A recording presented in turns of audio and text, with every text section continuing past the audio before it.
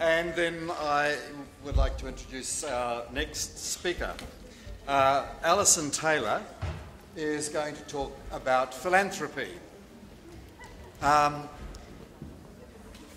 Philanthropy is an interesting concept. It's derived from Greek and it means the love of people.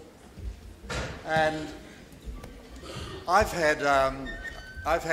known Alison for quite a long time, since she arrived in New Zealand, fresh off the boat, some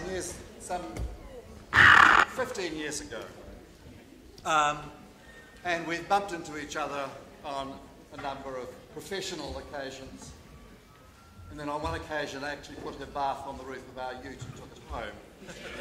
I don't want to explain that.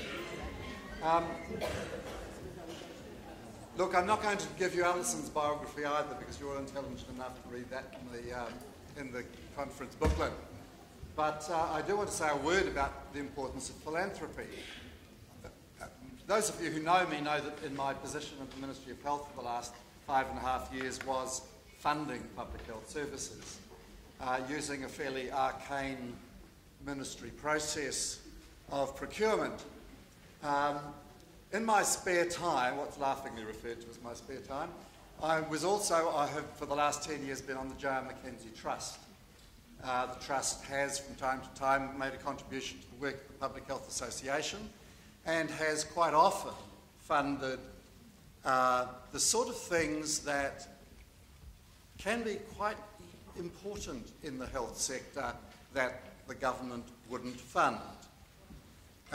It has been a great pleasure to go from the ministry's risk-averse approach to funding to a philanthropic organisation whose only interest is in improving people's lives and is willing to take risks with the way it uses its money. And I think that's what Alison's going to talk about a bit this afternoon. Welcome, Alison.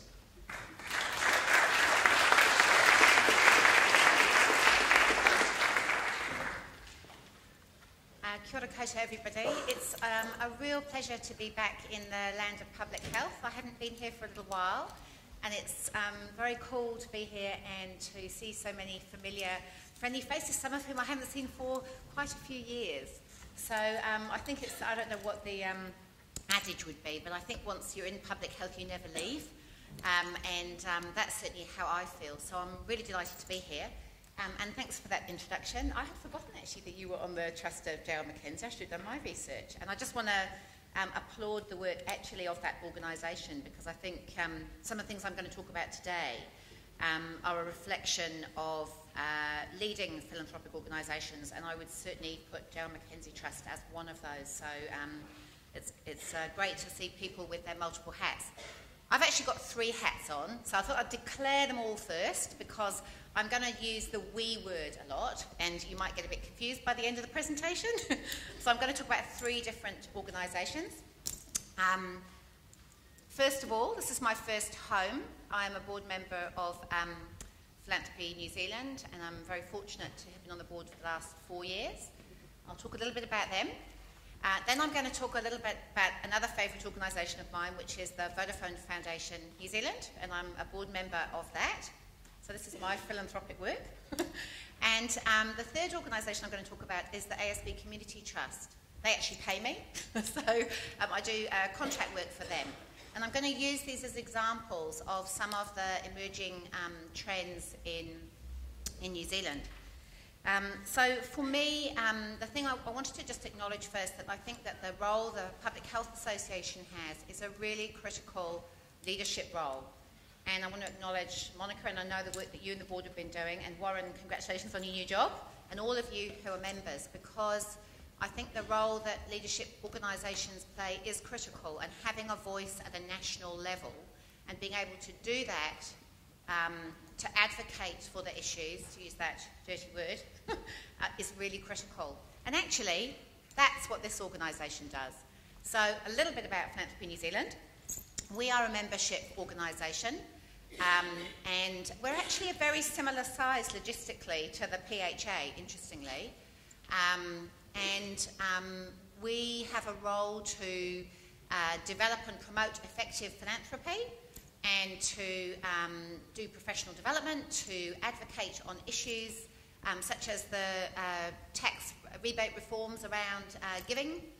And one of our key goals is about promoting generosity, which is a very broad role, I have to say.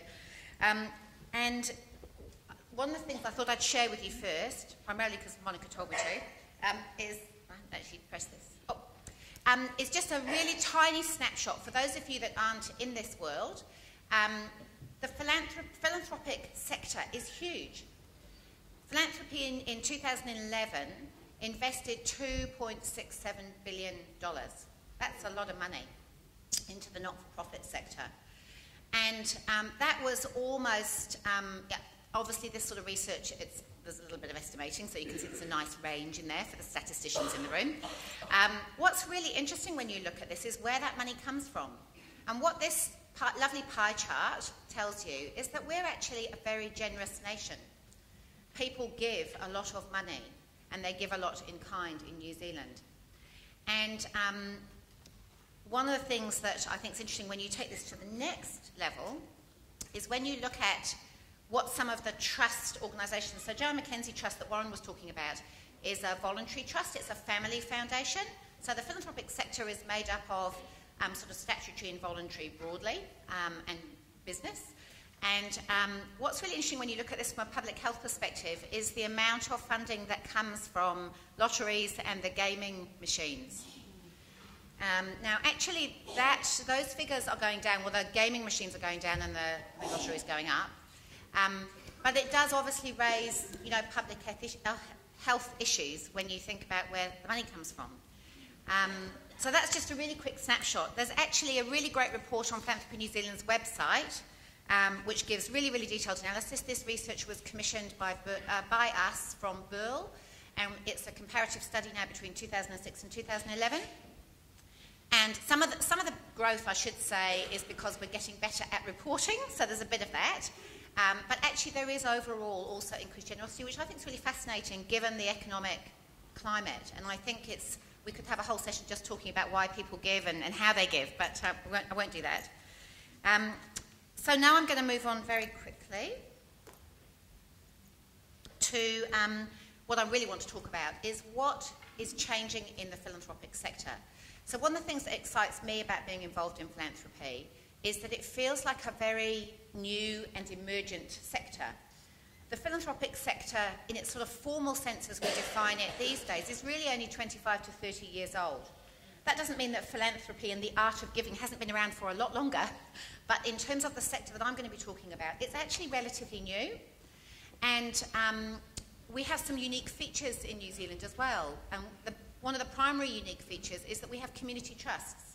So those don't exist anywhere else in the world in the way that they do here. And that was because we sold off some assets a few years ago. And out of that, I think it was sort of almost accidental, they set up some amazing organisations. There are 12 of them, and they cover the whole of the country. So anywhere that you live, you will have a local community trust that gives grants, and they're one of the primary sources of philanthropic funding for the not-for-profit sector. So what we're trying to do as an organisation is to promote effective grant making and effective philanthropy. And so we undertake research and we try and promote models of good practice because it's still quite new. So I'm going to share with you briefly a piece of research that we did last year, which was about collecting case studies of emerging practice. And we chose case studies that we felt reflected good practice in the sector. And this work is also available. All of these publications are on the Philanthropy New Zealand website. So do go and have a read of them. And I'm going to give you a couple of case studies from that research. And what we did was we looked at what are those common characteristics. So, what is effective grant making? What is effective philanthropy? We can get great information from overseas, particularly from the States and from the UK, where philanthropy is huge. And if you ever get the chance to go to a GEO conference in America, I can highly recommend it. That's Grant Makers for Effective Organisations. It's pretty amazing. But in little old New Zealand, we actually also have some really great practice that's happening. So I'm just going to share some of the findings with you. The first thing that I have really noticed, and that the research tells us, is that there is a shift towards longer-term funding and multi-year grants. So this is a much more significant investment in areas where people feel they really can have a big impact and make a difference. So funding a few and funding them well is becoming increasingly the trend. Now, the flip side of that is it means we're funding less. So we're funding fewer organisations and we're getting more strategic. One of the advantages that Warren alluded to is that one of the things philanthropy can do that government struggles with is funding startups and innovation. So that's something else that's increasing. One of the real topics of interest at the moment in philanthropy is social enterprise and social investment, different ways of giving or lending. Giving untagged and unrestricted funding, one of the sister organisations, the Todd Foundation, a few years ago introduced high trust partnership funds to a number of organisations. I think it's about 2 or 3 per year. 5 years untagged funding for organisations that they really trusted to do good work. If you're interested in knowing who they are, you can have a look on the Todd Foundation website. And when you look at actually, I do recommend you do this, because when you look at the types of work that these organisations are doing, it's in our space. They often are about childhood development, early childhood development, well-being, health, population focus, Māori and Pacific development. There's really interesting focus that actually is, to me, really resounds of the public health conversations that we all have. The other thing that is happening is that we're investing a lot more in experts, evaluators, skilled practitioners, and to really push forward our thinking and our practice. The other thing that I've really noticed is that it's becoming much more relational. It's quite hard to have a really good relationship with a government agency, even if it's full of really lovely people, because the sort of barriers are there. And whereas in philanthropy, that again, there's this move to be much more in relationship over the long term, operating on much higher trust models and working very closely with recipients. That means being a good listener and responding to needs, and thinking about what are the culturally appropriate processes for funding in the different spaces that we might want to fund. And that sometimes means that things are not open for applications. They're actually much more about working with organisations. This is my favourite slide, because this is some of the work that I do. So one of the things that, since I left having a proper job, I've been a consultant, is I do capacity building work with not-for-profits. And the comment earlier I just wanted to refer to about the ability to be an active parent and still have a career. It's very hard to do that when you have an employment contract. But so for me, consultancy was the way to do that. And so I've had this amazing opportunity of walking alongside organisations doing this type of work. And this is something that increasingly, and it's probably only in the last few years, philanthropic funders are now investing in. It's the value add. It's the grant plus. And you've got to be in the right space for that type of work, but it can be quite amazing. And quite often these programs, and I'm going to give you a couple of case studies from the ASB Trust, involve quite long processes: capacity building, business planning, builds in learning and evaluation, and mentoring.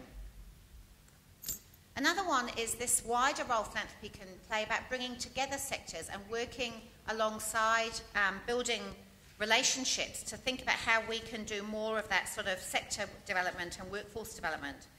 And one of the examples recently is that we hosted a one-day conference on social enterprise for the not-for-profit sector, which was funders and not-for-profits. And it was a great success, and people wanted more, and it was just a sort of, we were just putting our toe in the water and going, oh, do you think we should have a go at this? And because we could fund it, it was a way of giving something, to the sector, rather than it just being a grant. I suppose that's the thing. Learning and evaluation is another passion of mine, and I remember being really impressed when I first came to New Zealand, and I had a wee time working at the then Regional Health Authority, the good old days, and one of the contracts I managed was with AFRO, which is now Shaw, I think. But someone here from Shaw? No? Oh, that's a shame. Oh, hello. And one of the things I thought was really exciting at that time, because I came from a country where we didn't really invest in evaluation, was that there was this contract that allowed people to get support with something I'd never heard of then called formative evaluation. Now I'm really into developmental evaluation, which is sort of a bit earlier, I think, than formative. consultative, but anyway, it's about walking alongside and helping build capability. And these are the sorts of things that organisations are now funding. Self-evaluation, not just external evaluation, but actually building capability in organisations to do their own self-evaluation, as well as funding much bigger evaluation programs. And this is all about really being able to demonstrate the impact of both programs and increasingly of philanthropic dollars. So where that sort of takes us to is that these are some of the real hot topics in philanthropy at the moment, and I just thought I'd share them with you because I don't know if they're a hot topic actually in public health, but if they're not, they ought to be, because this is about some of the emerging ways actually to think about creating different service models.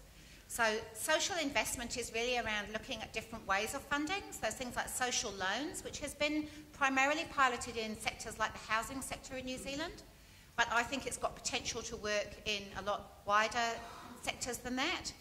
And social enterprise, as I say, and social innovation are definitely the flavour of the month in philanthropy. Philanthropy is sort of going, well, what's our role in this? Is this something we should fund? Is this a charitable cause?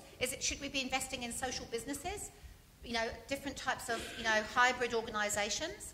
How's that going to work? So we're having conversations about it. And the other thing that is a real topic, which won't be new to public health practitioners, is around the importance of collaboration and partnership. One of the new things in philanthropy is that funders are starting to pool their funds to do stuff together. One of the examples of that is a fund that's set up between 4 different family foundations called Working Together. And it's about funding for collaboration and partnership.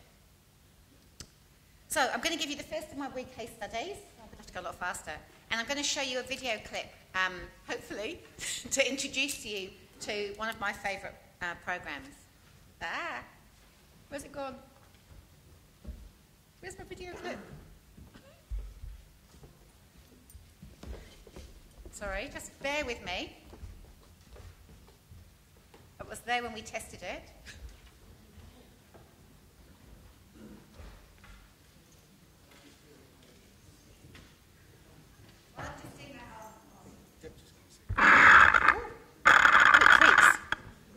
While we're just doing that, I'll just briefly tell you what this is going to be about. Some of you may know about the World of Difference programs. Anybody heard of it? Yeah, it's a very cool program, invented by New Zealanders that's gone global. So it's homegrown, and I think it's one of the most innovative and amazing philanthropic approaches that I've come across, actually. And basically, it funds people for a year to work with a youth organisation to build capacity and capability. And to be what we have discovered is that we funded a whole bunch of social entrepreneurs, basically, to create innovation in the youth health and development sector. We found it now? One more time. But this tells the story much better than I can. Since 2003, the Vodafone World of Difference program has been helping passionate people make a difference in their community, with the program paying their salary and expenses and assisting them professionally and personally for 12 months. The recipients are able to follow the thread of a youth-focused project of their choice. So far, the project has supported 51 passionate individuals, who in turn have touched countless others in New Zealand and around the world. In 2011, 6 Kiwis have been given the chance to change the fabric of their community. This is our way of making a world of difference. 3, 2, 1. So the workshops look like bringing together between 10 and 15 young participants that are passionate about filmmaking, they want to make a difference. We connect them with some local mentors, give them a bunch of skills around storytelling and filmmaking, help them lift their game, and then support them to kickstart a short-format film about a young changemaker in the community. Background here is yours, focus. Pretty sharp, I am the project leader of an extended World Child Centre for teenage parents here in Perth Bay. We get the 3rd highest rate of teenage pregnancy in the world. And having our teenage mothers support it. It's good. The Ngāti Hine Youth Leadership Project is about getting Ngāti Hine youth involved in issues that Ngāti Hine face. Growing up in an area where gangs and drugs and alcohol is, common day thing. Helping them to develop skills around strategic planning, business planning, and also work on succession plans for the future. Because Ngāti Hine, we've got a lot of important things that are coming up with fishery settlements, treated Waitangi coins, and we need to be bringing our youth forward so that in the future they can take on the leadership responsibility. My World of Difference Year 2011 is to create a street-based program that is for youth, by youth, that works within the youth environment, being the streets, parks, wherever they're hanging out, and having that relationship built with them so that if a need arises, young people feel okay enough to work with this team to get through what they need to. You might have his brothers, and his set of guns, he's got a license. So no, it's all good. Alright. So high school for me was a really threatening place. I was very afraid, I was scared, I was anxious. I spent a lot of time depressed, and I spent a lot of time not at school. So I'd leave school, and in my lunch breaks, I'd just make sure that I wasn't there, go to a forest or something and just sit on my own and feel lonely. I don't want young people at our schools around New Zealand to experience what I experienced when I was growing up. So that's what's giving me the energy, the motivation and the drive to use this World of Difference money to make a lot of difference for queer youth throughout New Zealand studying in this.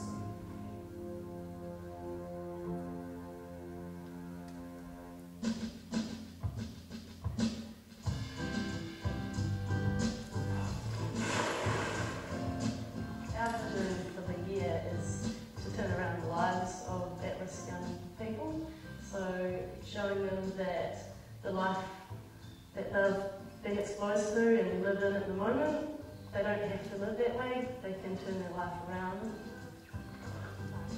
and learn how to be positive contributors to the society, whereas previously they felt like they were more outcasts, and now they can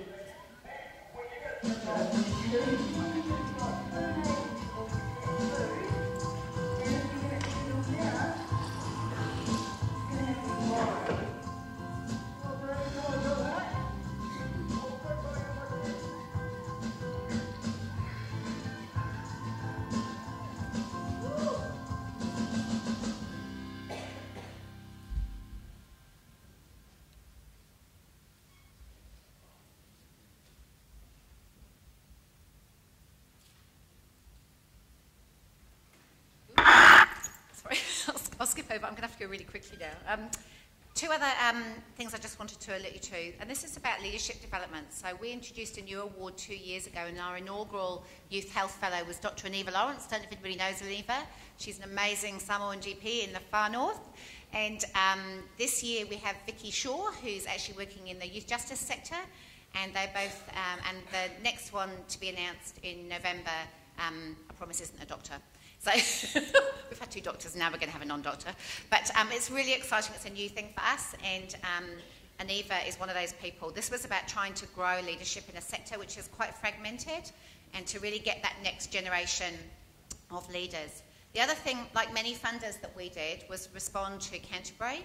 And the power of a global corporate, which I have to say I'm in awe of, as someone who's never worked in the corporate sector, is that they wanted to do something from abroad. So they gave funding, and it was matched by the Prime Minister's Fund. And we're now in our second round of funding for grants for young people in Canterbury, which includes building infrastructure around youth projects, because no one else was really in that space.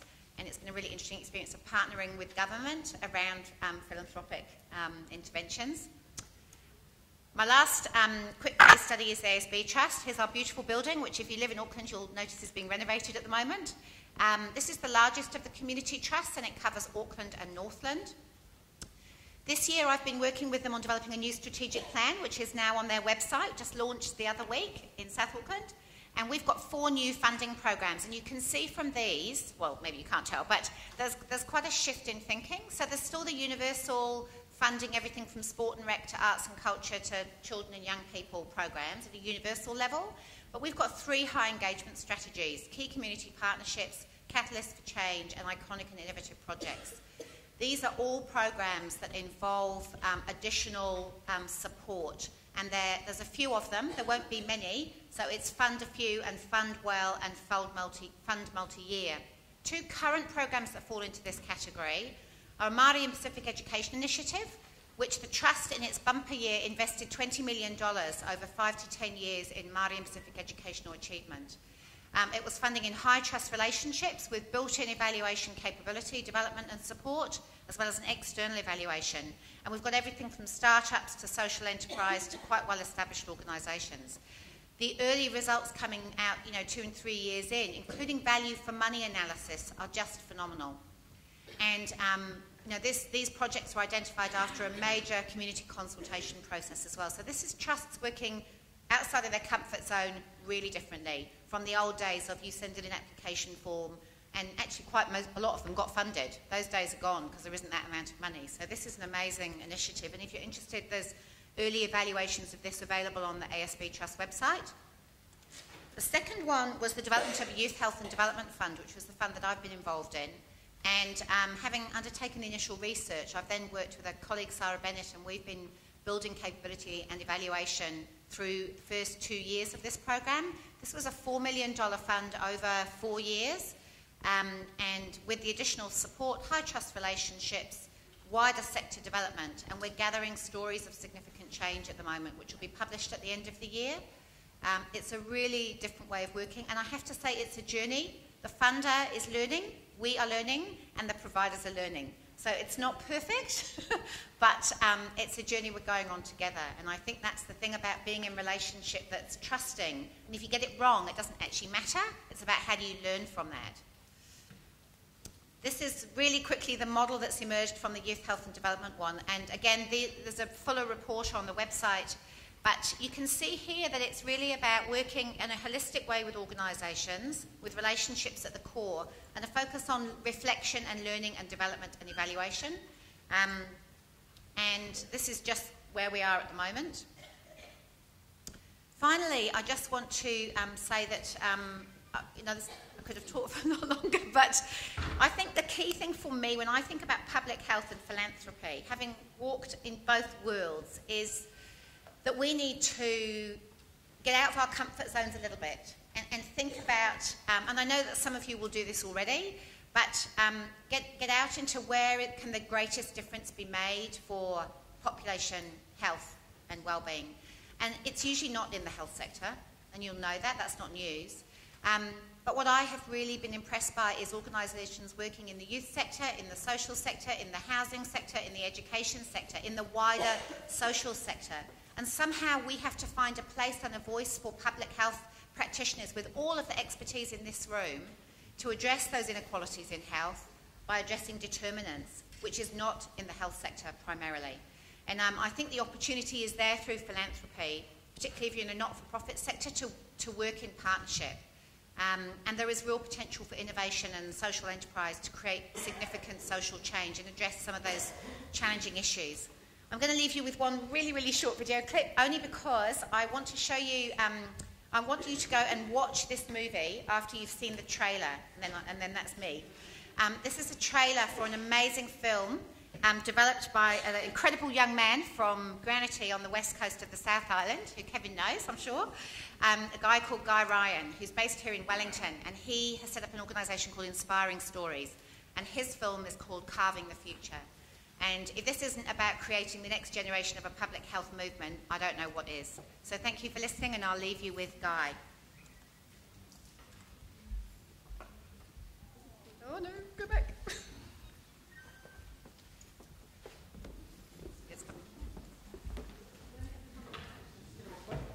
Hey?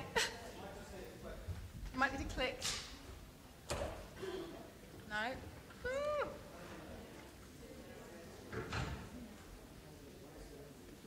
Can you make it work? I can try. It's the grand finale, it's not working.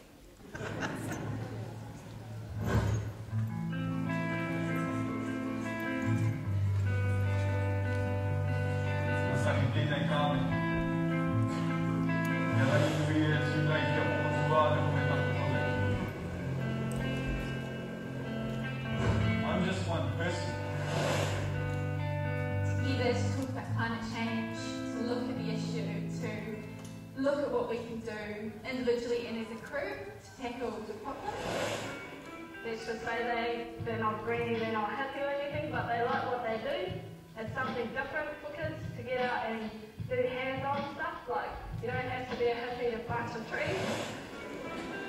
One person. So be one person. You know, like, we can actually make a difference.